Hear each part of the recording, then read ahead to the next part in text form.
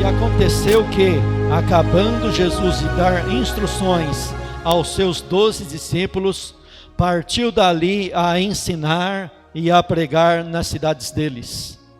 E João, ouvindo no cárcere falar dos feitos de Cristo, enviou 2 dos seus discípulos, a dizer-lhe: És tu aquele que havia de vir, ou esperamos outro? E Jesus, respondendo, disse-lhe: Ide e anunciai a João as coisas que ouvis e vedes.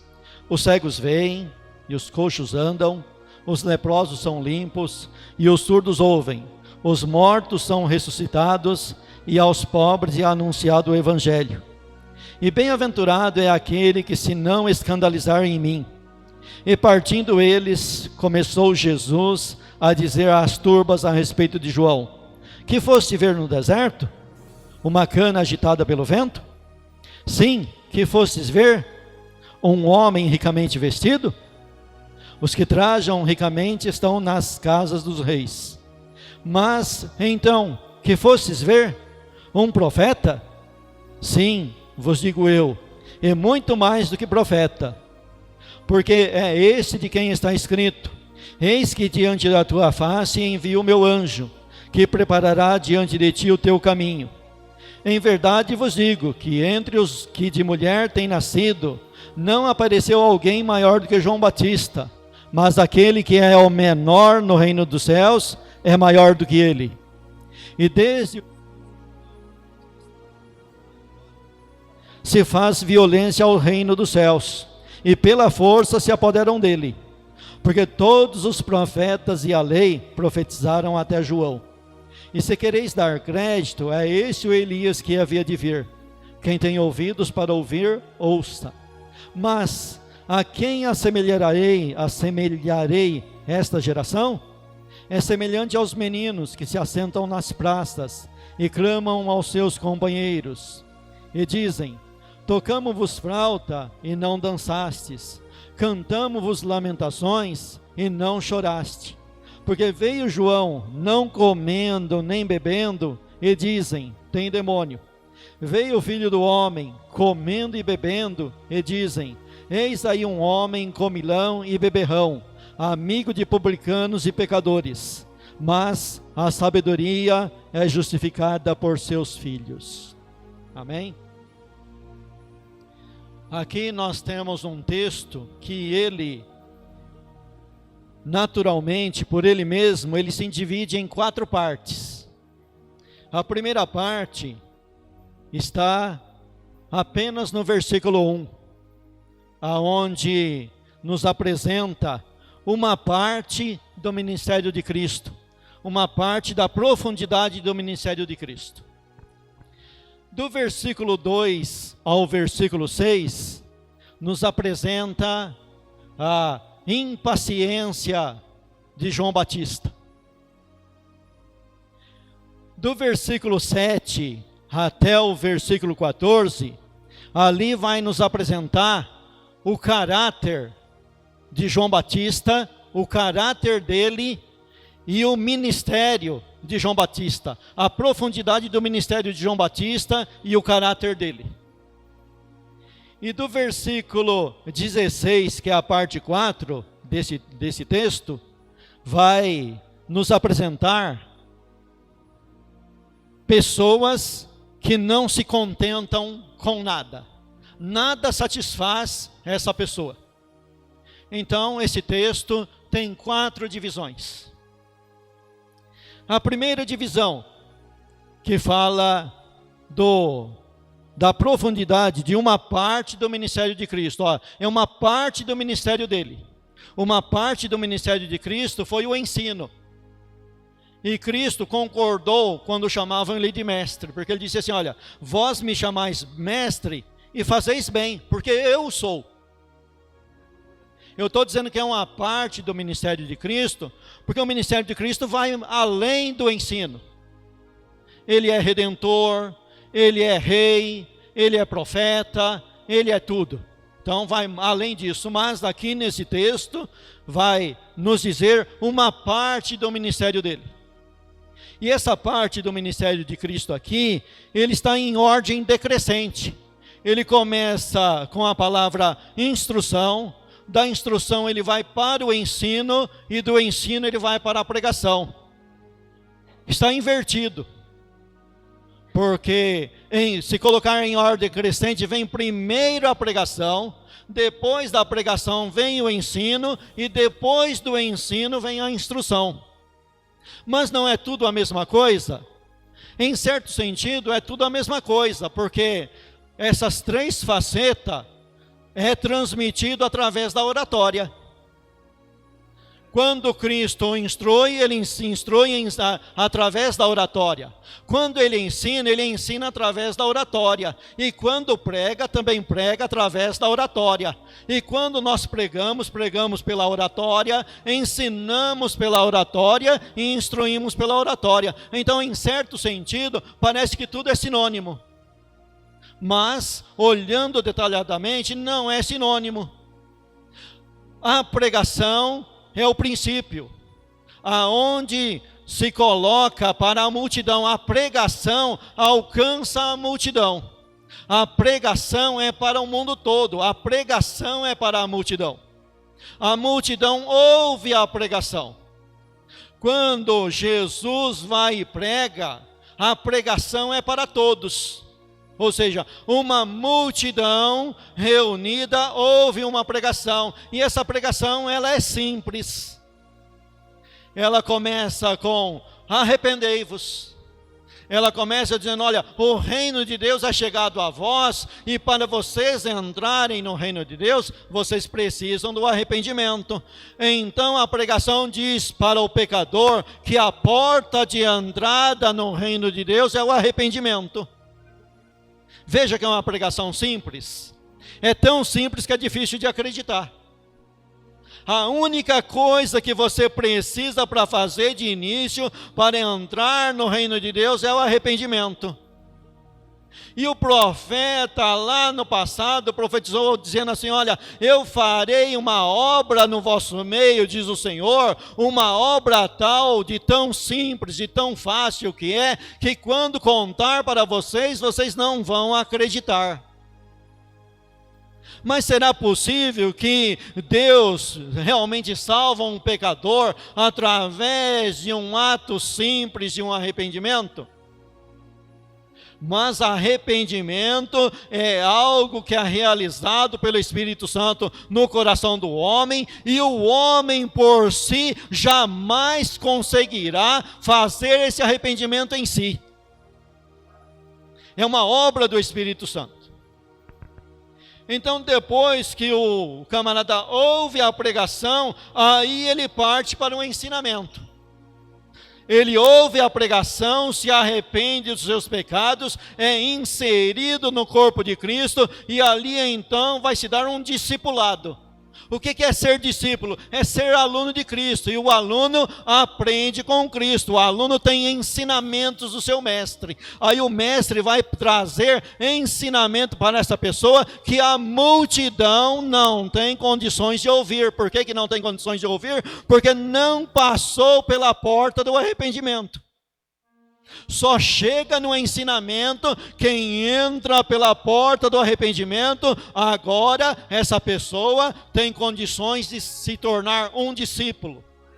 Essa pessoa vai ser ensinada, é colocada no corpo e é ensinada. Vai aprender os pontos básicos da doutrina de Cristo, a doutrina básica, vai aprender um pouco de teologia, embora não precise usar termos teológicos, mas na escola dominical a pessoa vai aprender pontos fundamentais da teologia. E depois de passar por ensinamento, aí vem a instrução. Veja só, os 12 discípulos então, no versículo 1 aqui, eles tinham acabado de receber uma instrução. O que é uma instrução? É algo específico para um trabalho específico. O camarada aprendeu durante 2 anos e pouco com Cristo, ouvindo, vendo, aprendendo com Cristo. Agora Cristo separa os 12, chama os 12 para si e começa a dar uma instrução. Instrução então é algo específico, dizendo: olha, você vai por um determinado lugar, caminhar por um determinado lugar, fazer determinada coisa da maneira que eu estou te ensinando. E aí ele vai dizer aqui, ó, então depois de Jesus, por isso que ele coloca em ordem decrescente, depois de Jesus ter dado instrução aos seus 12 discípulos, Jesus então parte para fazer, ensinar e pregar, que é um dos ministérios de Cristo. Um dos ministérios de Cristo, quando em terra, foi ensinar, pregar e dar instrução. Quando falamos que instrução é coisa específica, você começa a estudar as cartas de Paulo e ali você encontra muitas instruções. Por exemplo, especificando, instrução sobre o casamento. Ora, será que todos os membros da igreja de Corinto estavam com problema no casamento? Não, existia um grupo específico que precisava de uma palavra específica dentro de um assunto específico para resolver problemas no casamento, problemas conjugais, problemas relacionais. Mas a igreja de Corinto é a igreja mais problemática, ali está cheio de instrução. E você encontra instrução então sobre os dons espirituais. É muito bom ser ensinado na doutrina pentecostal. É uma doutrina que chama você para a igreja e já distribui dom para você e fala que você pode receber dom, e tudo isso é verdade. E a igreja dos Coríntios então desencadeou, foi por uma corrida desenfreada dentro de dons espirituais. Aí Paulo precisou passar instrução para a igreja, porque a igreja estava uma bagunça. O culto da igreja estava uma bagunça. Então precisou dar instrução sobre como dirigir o culto, sabe? Como fazer, como usar os dons espirituais. São instruções que se encontram em coisas específicas para trabalhos específicos. Mas nós não vamos ficar somente no versículo 1, na primeira parte da mensagem. Nós temos que caminhar. E o que tem a ver o versículo 2 com o versículo 1? Será que eu e você conseguimos fazer uma união entre o versículo 1 e o versículo 2? Entre a primeira parte da mensagem e a segunda parte da mensagem? O versículo 2, onde começa a segunda parte diz assim: e João, ouvindo no cárcere falar dos feitos de Cristo. João ouviu. Como que ele ouviu? Qual era o dom que estava sendo usado para João ouvir? O dom da oratória. Quem que estava levando a mensagem para João? Olha, veja que aqui João estava na prisão, João estava na cadeia, João estava preso. E como prisioneiro, a Bíblia não fala quanto tempo que ele estava preso, mas como prisioneiro, ele estava distante de tudo aquilo que ele viveu, daquilo que ele pregou, daquilo que ele ensinou, daquilo que ele viu, daquilo que ele testemunhou. Mas tinha alguém indo lá visitá-lo e levar mensagens para ele. Ele estava a par de todos os acontecimentos. Mateus não nos informa quem que estava levando a mensagem para ele, mas Marcos informa. Eram os próprios discípulos de João que estavam levando a mensagem para João na prisão. E sabe que eu vou unir justamente o versículo 1 ao versículo 2 dentro disso. Estava sendo colocado em prática um dom de oratória, onde se levava uma mensagem para alguém que não podia ir mais na reunião, não podia mais seguir a procissão que seguia Cristo. E ali então estava sendo usado um dom, alguém estava levando a mensagem. E é importante você notar da onde está vindo a mensagem. Sabe aquela conversa, muitas das vezes, de público que fala assim, olha para Jesus, mas não olha para mim? Não entra nessa conversa não. Você tem que olhar da onde está vindo a mensagem. Da onde que estava vindo a mensagem? A mensagem para João Batista estava vindo de fonte fidedigna. A mensagem trazida para João Batista estava vindo de pessoas de caráter, de confiança. E eu vou te trazer uma ilustração aqui com a própria palavra. Vou ilustrar esse ponto usando o gadareno. Vocês conhecem a história do gadareno? Aquele que foi liberto de uma legião de demônios. E ao ser liberto de uma legião de demônios, os evangelhos nos mostram que ele ficou com Cristo. Até um certo momento ele ficou com Cristo. Mas teve um grupo que não ficou com Cristo. Qual foi o grupo? O grupo dos porqueiros. Os porqueiros não ficaram com Cristo. Os porqueiros é quem estava cuidando dos porcos. Quando Cristo permitiu que os demônios, que eram uma legião que estava habitando no gadareno, entrasse nos porcos, os porcos então se afogaram em um mar, em uma lagoa, em muita água, eles se afogaram. Os porqueiros fugiram, e está escrito que eles fugiram e foram anunciar nas cidades, e Marcos vai dizer assim, eles anunciaram nas cidades e pelos campos. Veja que os porqueiros, eles eram pessoas de muito talento. Sabe aquele camarada que trabalha rápido? Ouvindo? Sabe aquele camarada que faz a obra rápida, e depois você olha, vai lá olhar a obra dele, e fala assim, mas rapaz, não devia ter feito, de tão ruim que ficou. Sabe aquele camarada que trabalha muito, tem quantidade, mas não tem qualidade? Primeira coisa, os porqueiros foram sem ser enviados. Os porqueiros foram falar uma verdade, mas não havia sido enviados para falar aquela verdade. E fizeram um péssimo trabalho, sabe por quê? A multidão das cidades e dos campos vieram ter com Jesus. Mas qual foi o resultado? Você sabe do texto? Você sabe o que aconteceu? Aquela multidão das cidades e dos campos que ouviram o evangelho pregado pelos porqueiros, chegaram em Cristo e pediram para Cristo, Cristo, dá no pé daqui que a gente não quer a tua presença aqui. Está vendo o serviço com quantidade, porém sem nenhuma qualidade? Leva o ouvinte a rejeitar Cristo. Produz um efeito contrário. Não se engane com multidão.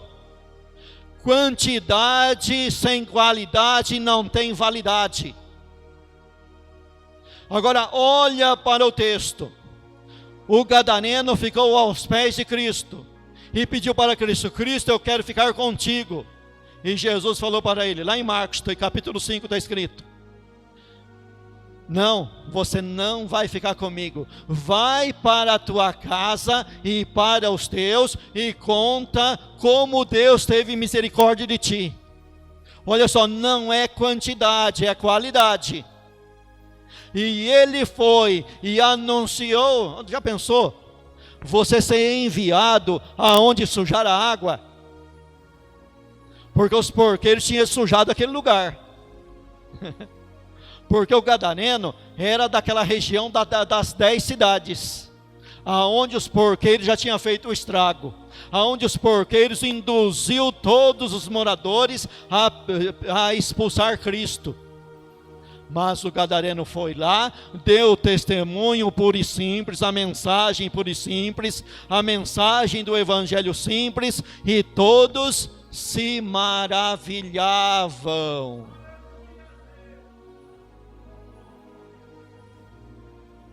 Qualidade acima de quantidade.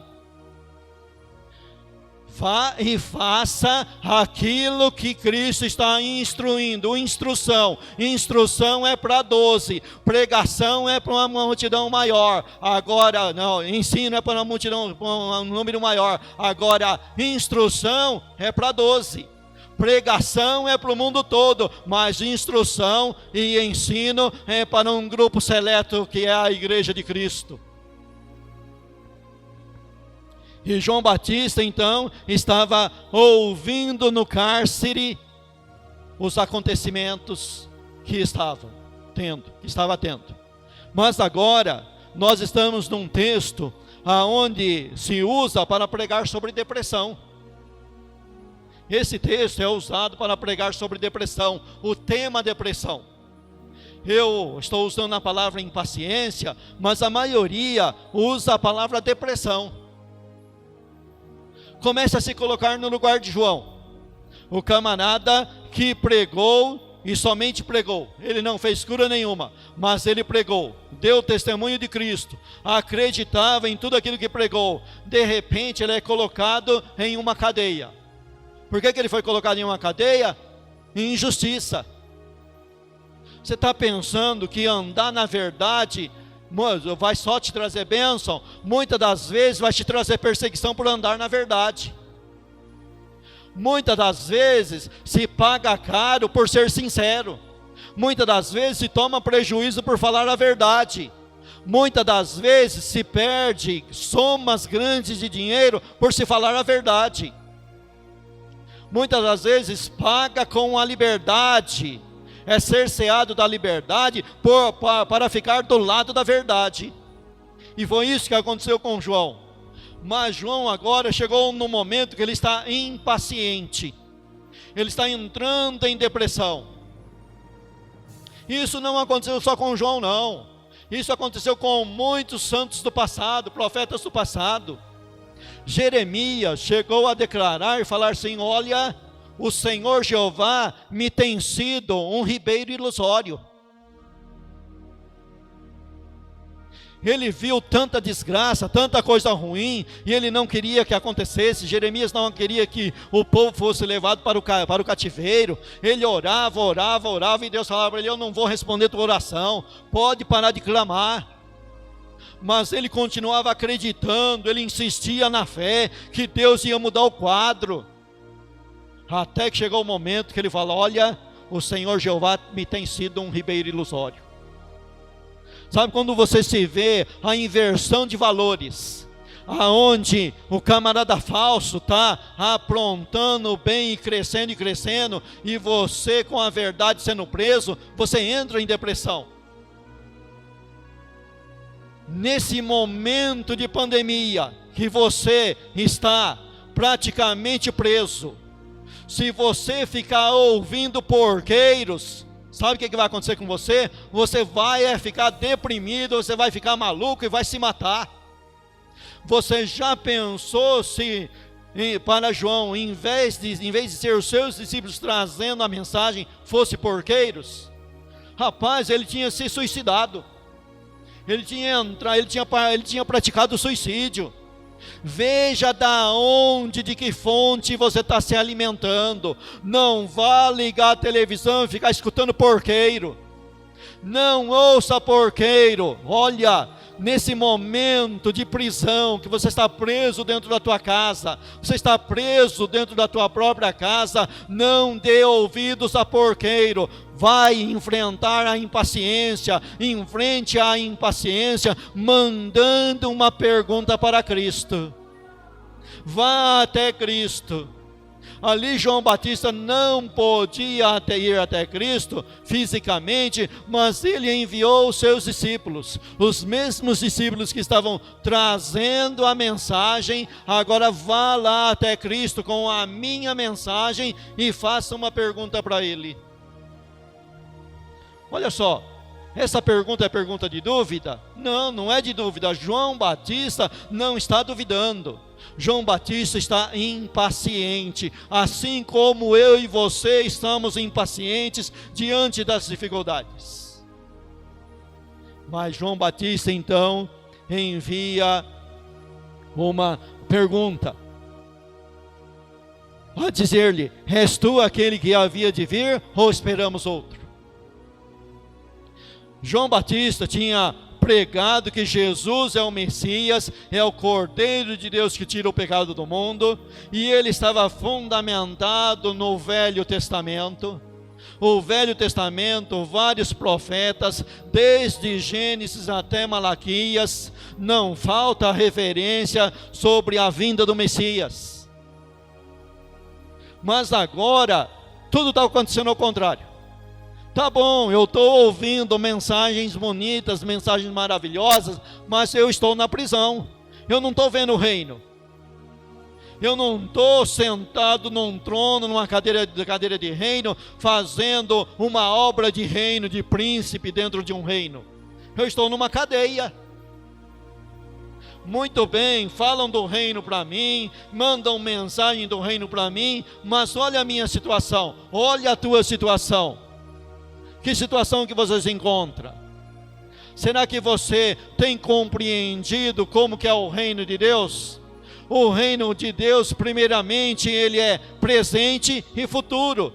No Velho Testamento, ele era apenas futuro, mas no momento de João Batista, no momento de Cristo, o reino de Deus, ele é presente e futuro.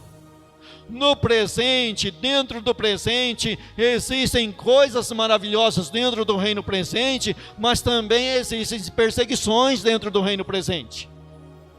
Existem bons momentos, alegres momentos, e existem tristes momentos, momentos de lágrimas. O reino presente traz felicidade, mas também traz lágrimas.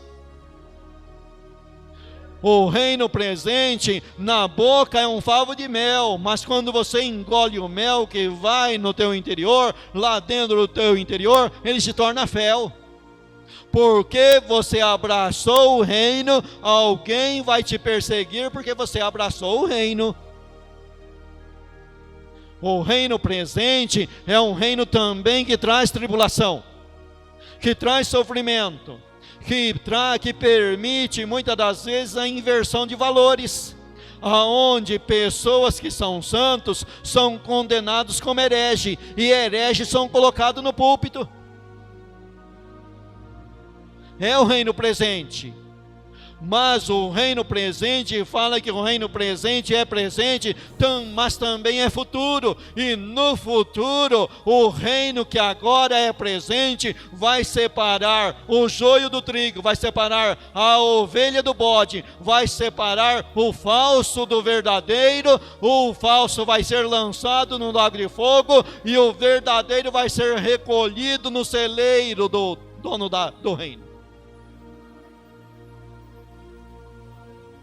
Então Jesus pega e repete toda a sua mensagem. Vem a pergunta, Jesus não muda a mensagem. Vem a impaciência, mas Jesus não muda a mensagem. Jesus não pode mudar a mensagem, você não pode mudar a mensagem. Jesus é o exemplo, Jesus ouve do Pai, e aquilo que ele ouve, ele fala. Nós ouvimos de Cristo, porque Cristo ouviu do Pai, e aquilo que o Pai falou para Cristo, nós passamos adiante. Se nós sairmos disso, não estaremos sendo fiel à mensagem do reino. Então Jesus repete a dose. A mensagem que estava chegando para João é: Jesus está curando, Jesus está ressuscitando, e Jesus está fazendo um milagre, e Jesus está pregando o evangelho para multidões. E agora Jesus pega, não manda a resposta de imediato, fala: ó, fica aqui um pouquinho comigo, fica uns 3 dias aqui comigo. E Jesus pegou vários enfermos, curou na presença deles. Jesus pegou mortos e ressuscitou na presença deles. Jesus fez vários sinais e maravilhas na presença deles, e disse: olha, agora volta lá e fala a mesma mensagem para João Batista. Sabe qual é o cunho, sabe qual que é a autenticidade do estado messiânico de Cristo? Que comprova que ele é o Messias? As curas que ele fez. E ele precisa curar de novo? Não, ele não precisa. Tudo que ele já fez comprova que ele é o Messias. Mas ele cura hoje? Cura. Ele é bondoso, ele é misericordioso, ele é o mesmo ontem, hoje e eternamente. Mas se ele não curar, não tem desculpa, porque ele já curou no passado e a história está registrada e não vai ser anulada. E mesmo que ele cure agora, a mensagem é a mesma. Vai lá para o impaciente e fala para ele: eu curo, eu liberto, eu ressuscito, e aos pobres eu prego o evangelho. O evangelho é pregado a quem? Aos pobres. Mas aos pobres de dinheiro, o que é isso daí? Está cheio de pobre orgulhoso. Está cheio de pobre passando fome. E se você levar arroz e feijão lá para ele, ele vai murmurar, porque ele é orgulhoso. Porque ele fala assim: eu só como filé mignon. Está cheio de pobre orgulhoso. Pobre aqui é humilde, humilde de espírito, pessoa humilde. Não importa a posição social, se é rico ou se não é rico, se tem muito ou se tem pouco, é humilde. Para esse humilde se é pregado o evangelho. Vai lá e fala para João. Vai lá e diz para João.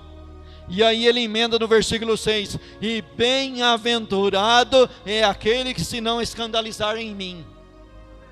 Ainda fala para João: olha, bem-aventurado aquele que não se escandaliza em mim. Mas o que é isso, irmão e irmã? Você sabe que pelo Velho Testamento, Jesus Cristo é chamado de pedra angular, como diz o hino antigo do Inário. Jesus Cristo é a pedra de esquina, é a pedra de coluna que segura a casa. A pedra principal que sustenta a casa é Cristo. Mas ao mesmo tempo que esse profeta profetizou que ele é pedra de coluna que segura a casa, ao mesmo tempo essa pedra é pedra de tropeço.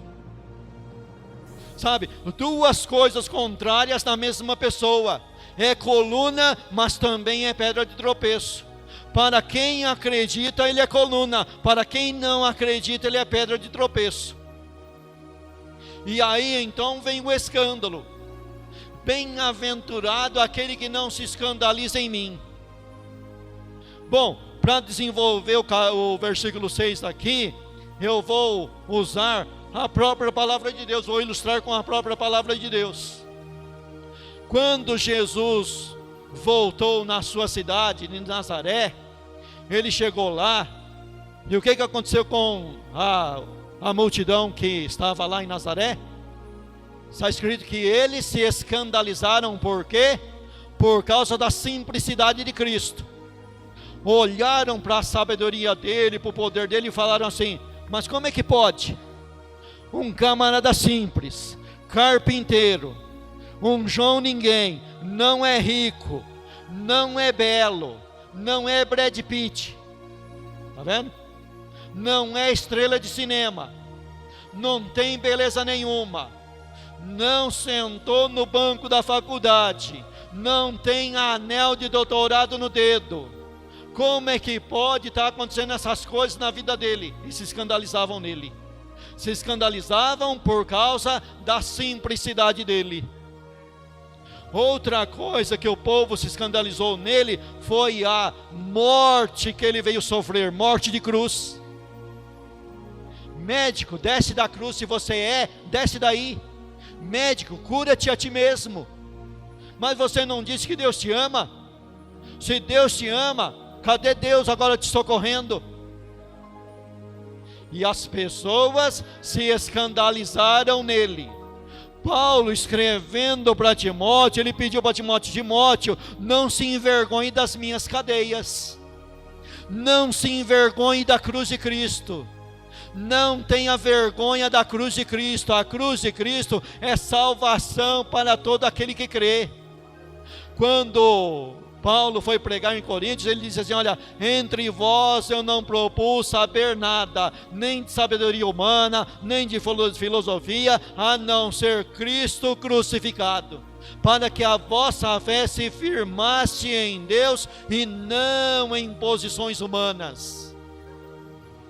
Não se escandalize no sofrimento que o Evangelho traz. Bem-aventurado aquele que não se escandaliza. Como é que pode acontecer isso comigo? Eu plantei coisa boa para colher coisa boa e agora eu estou colhendo prisão. Não se escandalize quando vier uma inversão de valores sobre você ou sobre alguém que você tem em autoestima na igreja. Não se escandalize. Bem-aventurado aquele que não se escandalizar em mim. Vamos então aí partir para... Só tem 5 minutos, né? Eu falei de 4 partes, não vai dar tempo de falar as 4, já está acabando o tempo da mensagem. E no versículo 7 então começa a terceira parte, aonde fala do caráter de João. João era um homem de caráter. E ele começa aqui, falando de João, fazendo perguntas. Pergunta é um método de todo mestre em ensinar. Se ensina através de pergunta. Se faz uma pergunta e o mestre já tem a resposta para dar, mas a pergunta é só para prender a tua atenção. E a primeira pergunta: o que vocês saíram a ver no deserto? Aí em cima da primeira ele faz a segunda: uma cana agitada pelo vento? Um junco agitado pelo vento? Aqui vai falar do caráter de João Batista. Porque depende do contexto que o junco estiver, o junco representa coisa fraca. O junco em si pode muito bem representar o homem caído, mas não o João Batista cheio do Espírito Santo. Apesar do junco ser levado pelo vento, para onde o vento bate, o junco vai. Se o vento bate para cá, o junco vira para cá. Se bate para lá, ele vira para lá. Para onde o vento levar, ele vai. Mas João Batista era assim? Analisa a vida de João Batista. O vento bateu nele, ele mudou o caráter dele, ele mudou a posição dele. Então Jesus faz uma pergunta e dá a resposta. Vocês foram lá ver, se foram lá no deserto ver uma cana agitada pelo vento? Não, João Batista era um homem de caráter. Bateu o vento nele e ele continuou com o mesmo caráter. Ele não mudou o caráter dele. Ele foi convidado para ir para o palácio. Chegou lá no palácio, ele encontrou um problema sério. O vento levava o sacerdote, os escribas, os doutores, todos a justificar Herodes. Não, se eu falar contra esse homem, eu perco meu lugar. Mas João Batista, não, eu estou no meu lugar, não saio do meu lugar. O meu lugar primeiro vai o caráter. Você sabe que dom espiritual não muda o caráter de ninguém, mas fruto do Espírito Santo muda. Voltando na instrução de Paulo aos Coríntios, quando Paulo começa a falar dos dons, Paulo coloca os dons no devido lugar e coloca o amor acima dos dons. Porque dom não muda a vida de ninguém, mas frutos do Espírito Santo, o amor gerado no teu coração muda a tua vida, muda o teu caráter e te dá firmeza, e o vento não te leva, o vento não te dobra. Mas Jesus continua com as perguntas. O que vocês foram ver no deserto? Um homem finamente vestido, com vestes punjantes, com vestes belas? Não, no deserto não tem esse tipo de gente se trajando. Esse tipo de gente estão nos palácios. Mas quando João Batista chegou no palácio, porventura ele mudou a veste? Não, ele não mudou as suas vestes, porque toda a vida ele teve um tipo de vida, e a vida dele era uma mensagem, a abstinência dele era uma mensagem. Eu estou contra essa sociedade, esse modo de sociedade, esse estado da sociedade. A vida dele era uma pregação, a vestimenta dele era uma pregação. E quando chega lá, ele não muda, ele não se vende, ele não tem preço, ele tem caráter.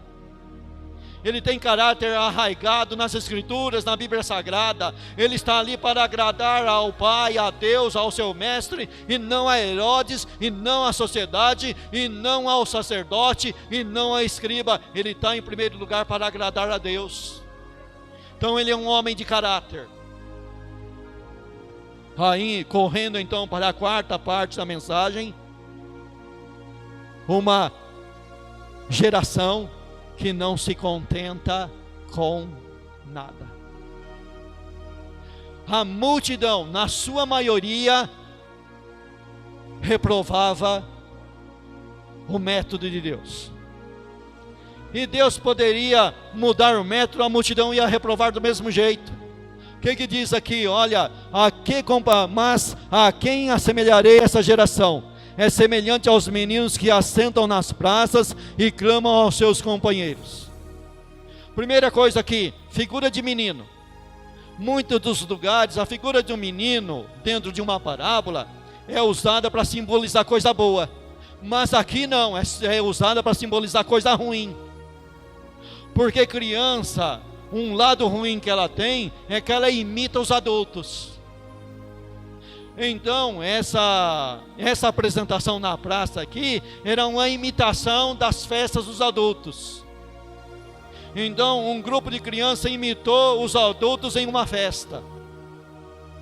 Mas eles viram que não tiveram resultado.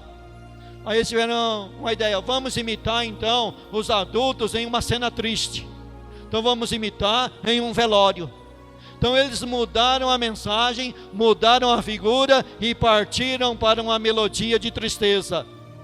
Mas a multidão ouviu as crianças e não chorou.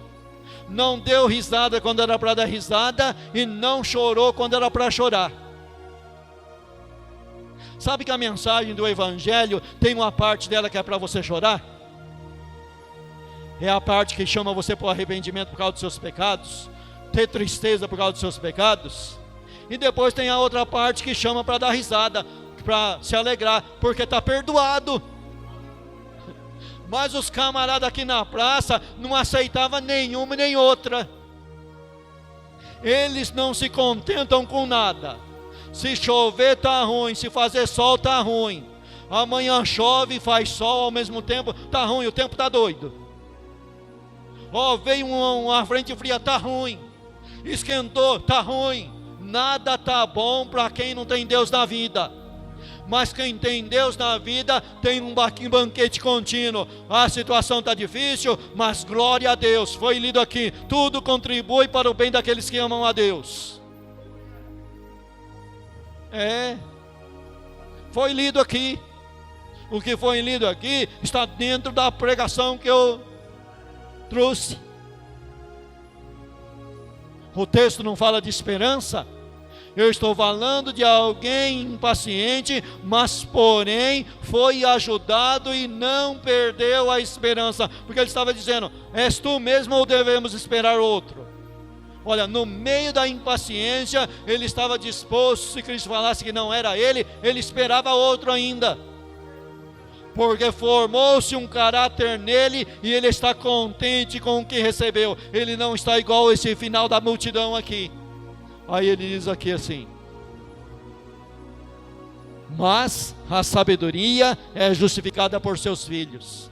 Nós estamos falando de multidão, mas no meio da multidão tem um grupo seleto. Você sabe que a mensagem ela é específica.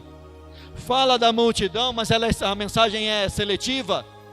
A multidão não quer nada com nada, mas tem um grupo no meio da multidão que foi escolhido e foi tirado do meio da multidão, e esse grupo quer alguma coisa com Deus, e é dentro desse grupo que a sabedoria é justificada. Então o Evangelho dá fruto. Você pensa que não dá fruto?